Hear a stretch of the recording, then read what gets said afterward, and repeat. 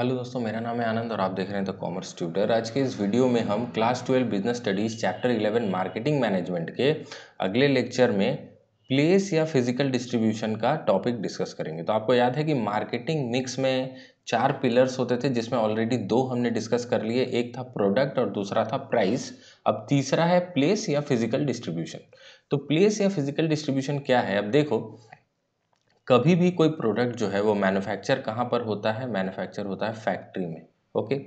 और जो कस्टमर्स होते हैं, जो उसको कंज्यूम करते हैं, वो फैक्ट्री के आसपास नहीं रहते हैं।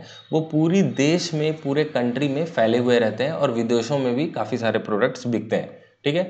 तो एक प्रोडक्ट को सक्सेसफुली कस्टमर तक पहुंचाने के लिए आपको कुछ ऐसा इंतज़ाम करना पड़ेगा कि वो प्रोडक्ट फैक्ट्री से निकल कर उस कस्टमर के सामने, मान लो यहाँ पर एक कस्टमर है, उस कस्टमर के सबसे सामने जो शॉप है, जो दुकान है, वहाँ तक वो प्रोडक्ट पहुँच जाए, ताकि कस्टमर उस शॉप में जाके उस प्रोडक्ट को खरीद सके। ओके। तो यही डिसीशंस जो लिए जाते हैं कि किस तरह से एक प्रोडक्ट को कस्टमर को अवेलेबल कराया जाए, यही है प्लेस रिलेटेड डिसीजन। ओके।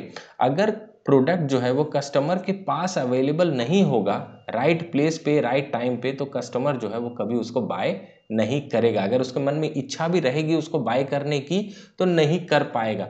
मान लो कि यहाँ पर एग्जांपल लेते हैं एप्पल के आईफोन का। ठीक है। तो आईफोन जो है वो बहुत लोग खरीदना चाहते हैं, लेकिन अगर एप्पल कंपनी आईफोन को इंडिया में अवेलेबल नहीं करवा पाए, तो कोई भी इंडियन इसको खरीद नहीं पाएगा। ओके। कोई विदेश से खरीद के ले आए तो अलग बात है, लेकिन इंडिया में, तो इंडिया के लोगों को अगर कंपनी को, इंडिया के लोगों को अगर आईफोन बेचना है, तो फिर क्या करना पड़ेगा? प्रोडक्ट को इंडिया में अवेलेबल करवाना पड़ेगा, यानी कि फिजिकल डिस्ट्रीब्यूशन इंश्योर करनी पड़ेगी कि इंडिया में भी आईफोन की फिजिकल डिस्ट्रीब्यूशन हो। ओके। अब प्लेस मिक्स के जो डिसीशंस होते हैं उसमें दो तरह के डिसीशंस होते हैं। एक होता है चैनल्स ऑफ डिस्ट्रीब्यूशन और दूसरा होता है फिजिकल मूवमेंट ऑफ गुड्स। ठीक है। तो दोनों क्या है हम देखेंगे। आइए आगे पढ़ते हैं चैनल्स ऑफ डिस्ट्रीब्यूशन के बारे में। ये रहा चैनल्स ऑफ डिस्ट्रीब्यूशन।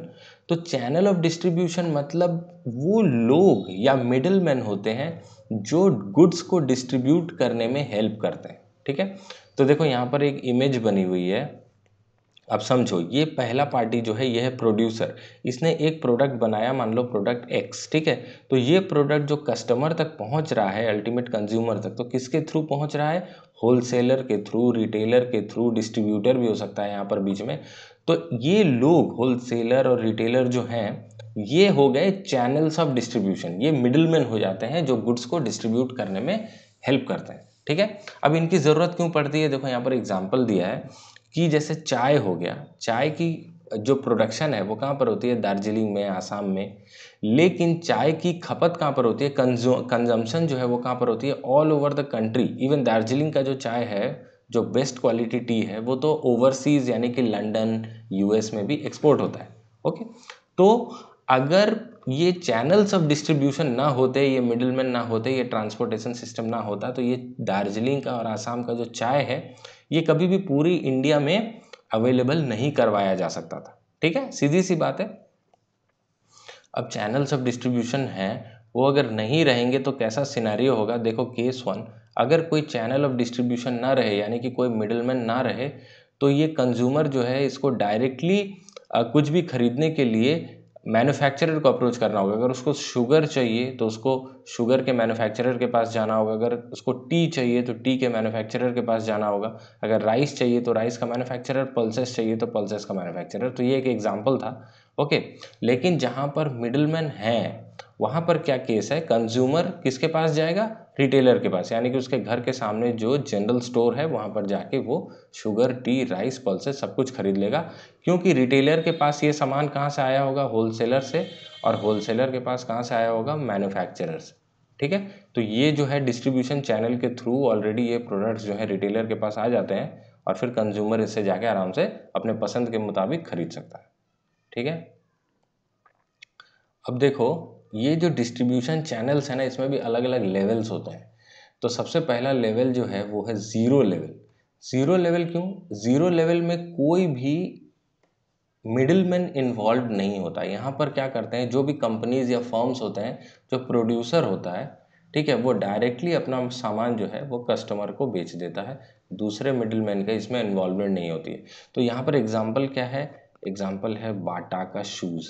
देखो बाटा की जितनी भी दुकानें आपको मार्केट में दिखेंगी ना, वो बाटा की खुद की दुकानें हैं, बाटा कंपनी ने खुद वो दुकानें लगाई हैं, उसने कोई होलसेलर या रिटेलर को अपॉइंट नहीं किया है। ठीक है, तो बाटा यहाँ पर कस्टमर्स को अपनी दुकानें अपने जूते जो हैं वो डायरेक्ट बेचती हैं अपनी दुकान लगा के। ठीक है, इसका एक और एग्जांपल है यहाँ पर यूरेका फॉब्स का। यूरेका फॉब्स कंपनी एक्वागार्ड बनाती है और वैक्यूम क्लीनर्स वगैरह बनाती है। ठीक है, तो ये लोग भी जो हैं कंपनी के सेल्समैन आपके घर पे आते हैं, या इनके भी जो है फ्रेंचाइजी स्टोर्स होते हैं, ये लोग वहीं से डायरेक्टली अपना सामान जो है कस्टमर को बेचते हैं, इसमें भी मिडिलमैन नहीं होते। ओके, अब ये जो ज़ीरो चैनल डिस्ट्रीब्यूशन सिस्टम है, या इसको डायरेक्ट चैनल भी बोलते हैं, याद रखना। डायरेक्ट चैनल में कैसे कैसे काम हो सकता है, यहाँ पर कंपनीज जो है मैन्युफैक्चरर या प्रोड्यूसर वो डायरेक्ट सेल्समैन को अपॉइंट कर सकते हैं, जो घर घर जाकर अपने प्रोडक्ट की एडवर्टीजमेंट या प्रमोशन करके उसको डायरेक्टली कस्टमर को बेच सकते हैं थ्रू मेल ऑर्डर। ये आजकल होता नहीं है, इसकी जगह पूरी पूरी ले ली है इंटरनेट या ऑनलाइन शॉपिंग ने। ठीक है, तो मेल ऑर्डर वाला आजकल काम होता नहीं है, अभी जो है थ्रू इंटरनेट, यानी कि अमेज़ॉन फ्लिपकार्ट के थ्रू अगर कोई प्रोड्यूसर डायरेक्ट बेचना चाहे, जैसे कि मान लो अमेज़ॉन बेसिक्स का जो सामान आता है, अमेज़ॉन बेसिक्स, तो ये क्या है, अमेज़ॉन ही बनाती है ये प्रोडक्ट्स और डायरेक्टली अपने वेबसाइट के थ्रू बेच देती है, कोई होलसेलर कोई रिटेलर इसमें इन्वॉल्व नहीं है। ठीक है, थ्रू टेली शॉपिंग, आजकल टीवी पे भी आपने देखा होगा काफ़ी सारे चैनल्स हैं जहाँ पर सामान बिकते रहते हैं, एक फ़ोन नंबर पे फ़ोन करना पड़ता है, पेमेंट करने से सामान जो है आपके पास आ जाता है। ओके, तो ज़ीरो चैनल जो था वो था डायरेक्ट चैनल, और इसके बाद है इनडायरेक्ट चैनल। इनडायरेक्ट चैनल में टाइप्स हैं, तो इनडायरेक्ट चैनल में पहला टाइप जो है वो है वन लेवल चैनल। ओके, तो वन लेवल चैनल में क्या होता है, जिसमें बीच में सिर्फ एक इंटरमीडियरी होता है, जैसे कि जो कि जनरली रिटेलर होता है। ओके, तो कोई फर्म है जो अपना प्रोडक्ट डायरेक्ट कस्टमर को नहीं बेचती है, बीच में एक बंदे को रखती है जो कि रिटेलर है, तो फिर वो वन लेवल चैनल के थ्रू आप बोल सकते हैं कि डिस्ट्रीब्यूशन उस प्रोडक्ट की हो रही है। अब इसका एग्जांपल क्या है, एग्जांपल है कार्स। गाड़ियाँ क्या होती हैं, गाड़ियाँ 10 हाथ आके नहीं बिकती हैं। गाड़ियाँ जो है, मान लो मारुति कंपनी, ठीक है, ये गाड़ी बनाती है, तो मैन्युफैक्चरर है, तो ये डायरेक्टली गाड़ी किसको भेज देगी, रिटेलर को। जो आपके शहर में जो शोरूम्स हैं गाड़ियों के, वो रिटेलर होते हैं, वो पब्लिक को गाड़ी बेचते हैं।